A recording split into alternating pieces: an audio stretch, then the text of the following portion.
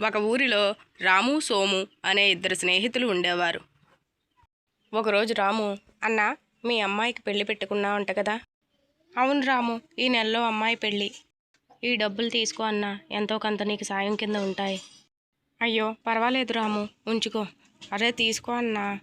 సరే రాము, ధన్యవాదాలు రాము.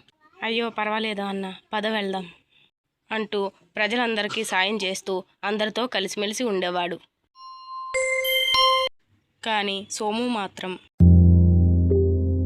బాబు సోము, కాస్త మా ఇంటి దగ్గర దింపుతావా? నడవలేకపోతున్నాను బాబు. నేను దింపను, పక్కకు పో, నాకు పని ఉంది అంటూ అందరినీ గసురుకుంటా ఎవరినీ పట్టించుకోకుండా తన పని తాను చూసుకుంటూ ఉండేవాడు. ఒకరోజు రాము సోము పక్క ఊరు పని మీద వెళ్ళి వస్తుండగా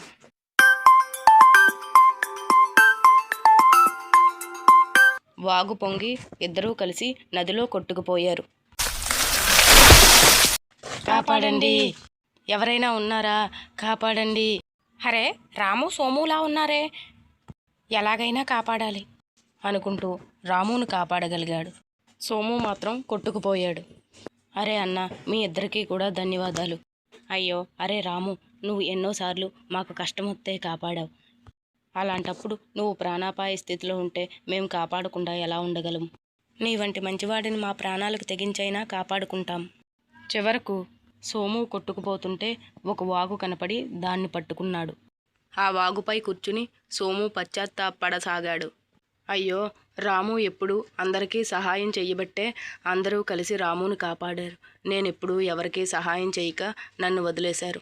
ఇక నుంచి అందరికీ సహాయం చేస్తాను. చూసారా మిత్రులారా, రాము సోము కథ. సహాయం చేయడంలో ఎంత సంతోషం ఉంటుందో. అందరికీ సహాయం చేయడం వల్ల రామును కాపాడారు. ఏ సహాయం చేయకపోవడం వల్ల సోమును కాపాడలేకపోయారు. ఈ కథ నచ్చినట్లయితే మరిన్ని ఇటువంటి కథల కోసం మన ఛానల్ సబ్స్క్రైబ్ చేసుకోండి.